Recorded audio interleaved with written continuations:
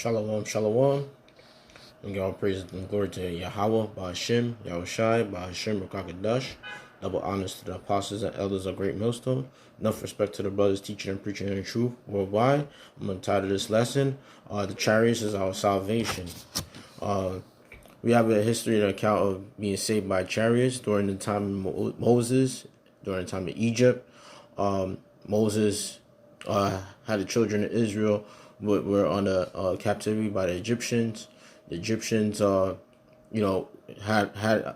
us in captivity to work for Pharaoh, and we had. It seemed as if at that time we had no way out, but we did the best of our ability to try to find a way out. But ultimately Moses went before Yahweh Shai, and was able to speak to Yahweh Shai, because Yahweh Shai saw the pain, the travail and pain upon the children of Israel, that they were grieving and crying inside because what Pharaoh was doing to the children at that time.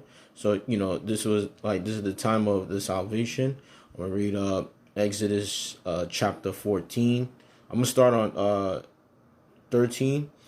And Moshe said unto the people, "Fear ye not, stand still, and see the salvation of Yahweh Ba'ashem Shai, which he will show you to you today. For the Egyptians whom ye have seen today, ye shall see them again no more, forever." So during that time, Yahweh Shai is basically telling Moses to tell the people that get out of there. We're about to escape because this place is hell. You know what I'm saying? So Yahweh Shai wanted his people out of there immediately. So verse 14, Yahweh Shai, the Lord shall fight for you, and ye shall hold your peace. So Yahweh Shai is fighting for his children. He wanted his children out of the bondage, the house of bondage, which was Egypt. Verse 15, and Yahweh Shai said unto Moses, Wherefore criest thou unto me? Wherefore criest thou unto me? Speak unto the children of Israel, that they go forward. So basically what's going on is Yahweh Shai is telling Moses, tell him to go forward. Although there was like a body of water, they was afraid. So they was crying to say that, how can we get through this? And in verse 16 it's saying, but lift thou up thy rod. So Moses had the rod that Yahweh Shai gave him from the time he met him at the burning bush, which he turned, and he showed his marvelous power by telling Moses, lift up the rod. Look at it as a serpent, and the rod turned into a serpent. That was an example of Yahweh Shai power shown to Moses. But lift thou up thy rod, and stretch out thy hand over the sea, and divide it, and the children of Israel shall go on dry ground through the midst of the sea. So basically, there was a chariot. What people ignorantly call a UFO is actually an IFO, or a chariot of the Most High, or a flying roll, or a mountain. Was in the sky, which divide the waters for the children of Israel to go through and go forth. So that's a historic account of us being saved from the time of Egypt, because the chariot divided the water for the children of Israel to go through and go forth to be saved out of there. I'm gonna go to Salat. I'm gonna go to Zechariah.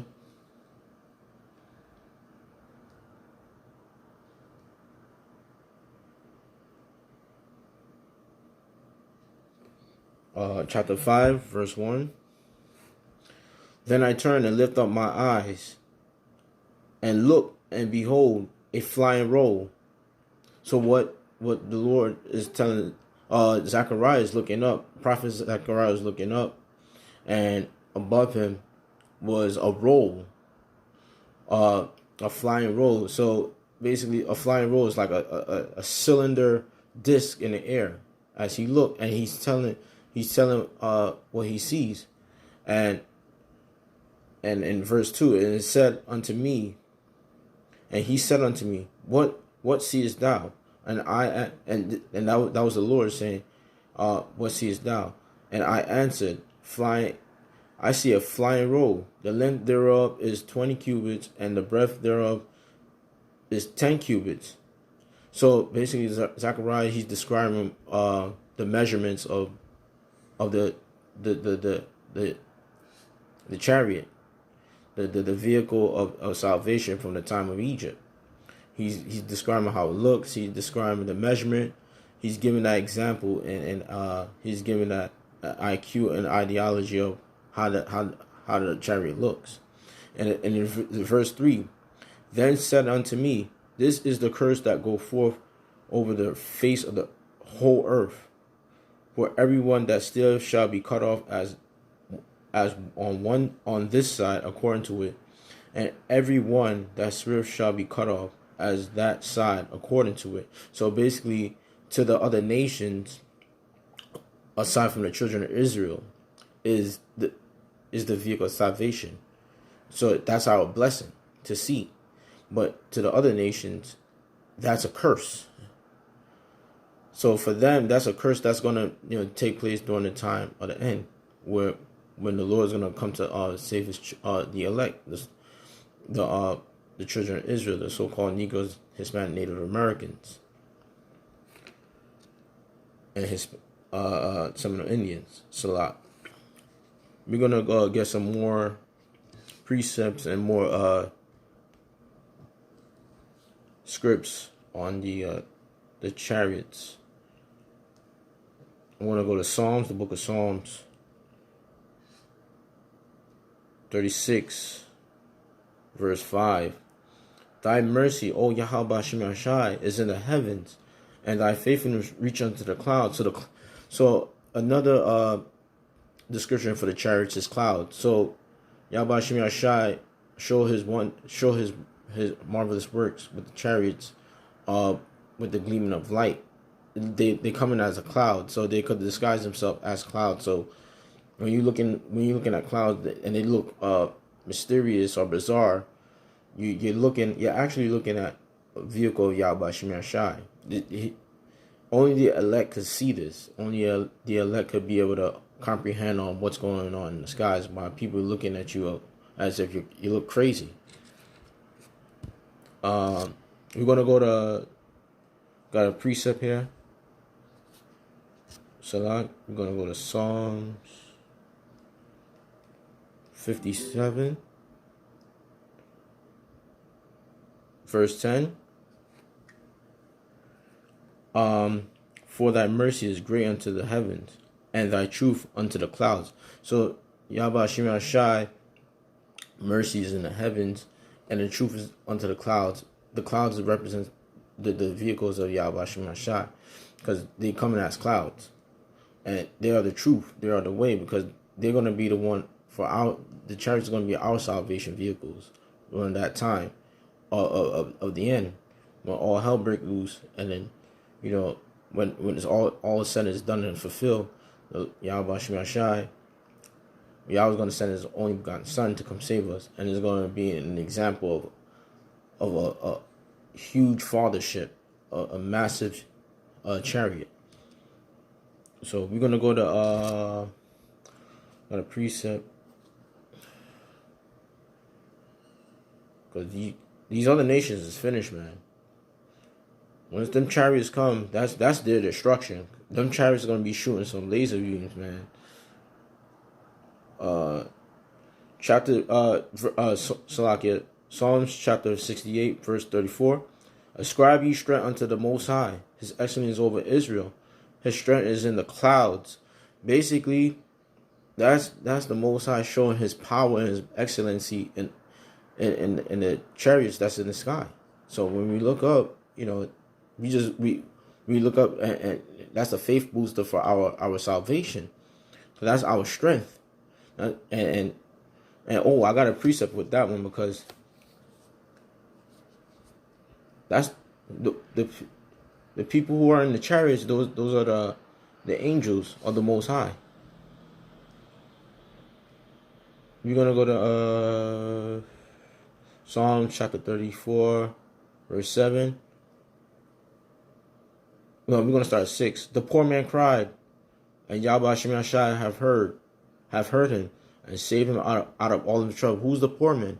We is the children of Israel. The elect, not the 2/3. The elect, because we are the one who's sighing and crying for the Most High to deliver us out of this wicked captivity that's going on, and the abominations of what the other nations commit, to deliver us out of this hell state.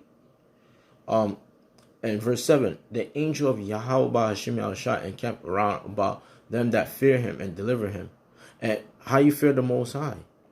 You got I'm gonna go to Proverbs. The way you fear the Most High, you gotta understand how to fear the Most High. Chapter 1, verse 7.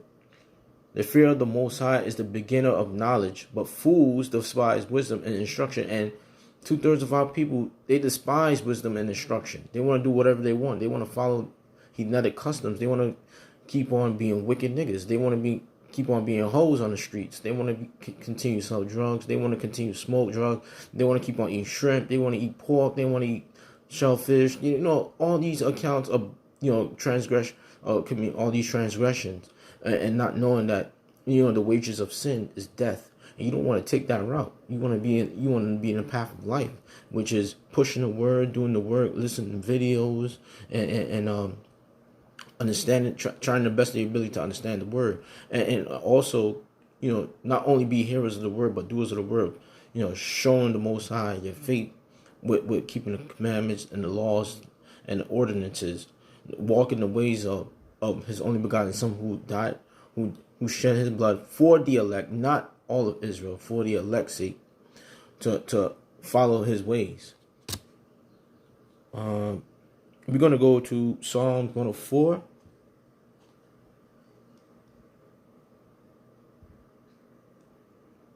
Verse 3.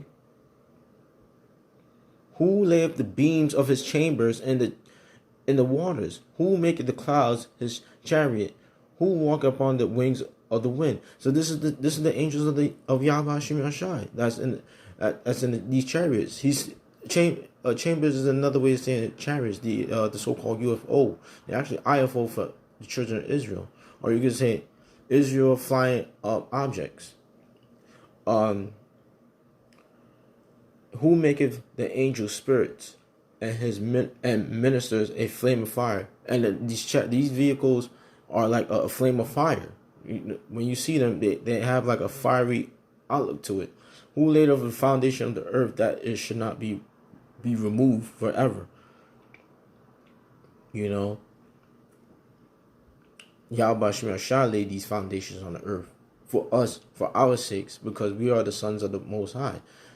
Starting with 144,000, we follow the ways of Yahweh Shemashah. We continuously minister work. We do our best, our ability to keep the commandments. We do what it can to please the Most High, the best of our ability, because we don't want to be caught in the wrath of Yahweh Ba'ashem Yahshai during that time of the end. And we're literally at the end. We're so close to the end. So, don't give up Akim, keep pushing, keep faith. We're almost there. I'm gonna get another precept. We're gonna go to the book of Jeremiah. Cause he also got an account with seeing the chariot, or in the words of the Most High was in his mouth.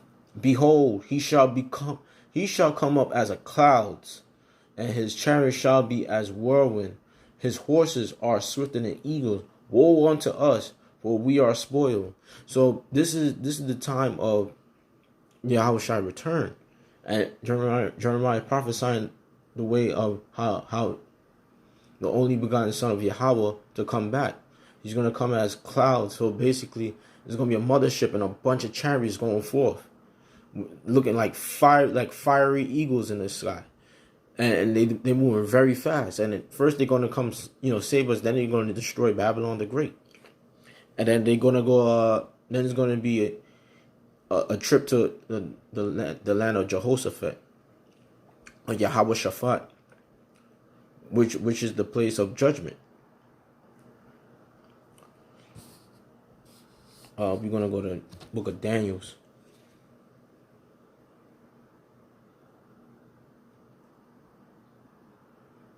Book of Daniel's, chapter 7.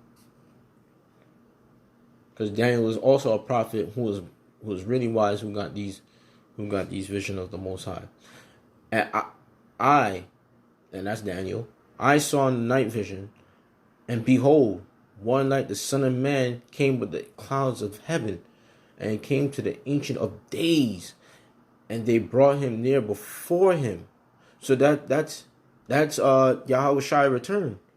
He's coming. He's gonna come as clouds. What that means? He's coming in the vehicles of salvation, as in the chariot, and he's gonna come down in all glory.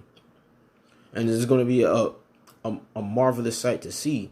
Many not gonna be able to hold their eyes. Everybody's gonna, it's gonna mourn. They ain't gonna know what to do. It's basically the end. That's basically judgment day for everybody. The time when he comes. That's going to be him in his full glory. We're going to go. There was another account with Prophet Esdras, who also saw the Son of Man return in great glory. Look at 2nd Esdras, chapter 15, verse 34. Behold, clouds from the east and from the north unto the south, and they are very horrible to look upon, full of wrath and storm. So the chariots is going to be coming from 4 parts of the earth: north, south, east, west. It's going to be like, they're going to be like a whole bunch of fowls in the air. It's going to be a scary look. Everybody's going to be marveled at it. They're going to see astonishment. They ain't going to know what to do. A lot of people is going to be peeing their pants, and that's the time of judgment, because they still have us in captivity, and we're gonna put them back into we're gonna put them into captivity after all the bad things they've done to us. So we have next, children of Israel, we got next. You're gonna have slaves, man. Can't wait. And they shall smite one upon another, and they shall smite down a great multitude of stars upon the earth, and their own star, and blood shall be from the sword unto the belly. So the chariots are going to be doing a lot of killing in that time. They're going to be killing for us, for the men who've been signing, crying, pushing the word. So y'all about Shemir Shai return. I got one last script. This was for Yahweh Shai, from Yahweh Shai, our Lord and Savior himself. For his return, he's going to tell us. And let me see. I should start at verse 29. Immediately after tribulation of those days shall the sun be darkened, and the moon shall not give her light, and the stars shall fall from heaven, and the powers of the heavens shall be shaken. That's the time when everything get darkened with the nuclear missiles about to hit. And these are the signs and times that we're in terms of a lot of destruction is taking place, in terms of pestilence, sword, plagues, many accounts of earthquakes. And we are in those times, because various parts of the earth got earthquakes. And shall appear the sign of the Son of Man in heaven. And then shall all the tribes of the earth mourn. They shall see the Son of Man, listen, shall see the Son of Man come in the clouds of heaven with power and great glory. So the Son of Man is going to come in the clouds. Clouds is a representation of the chariots. He's going to be returning the chariots.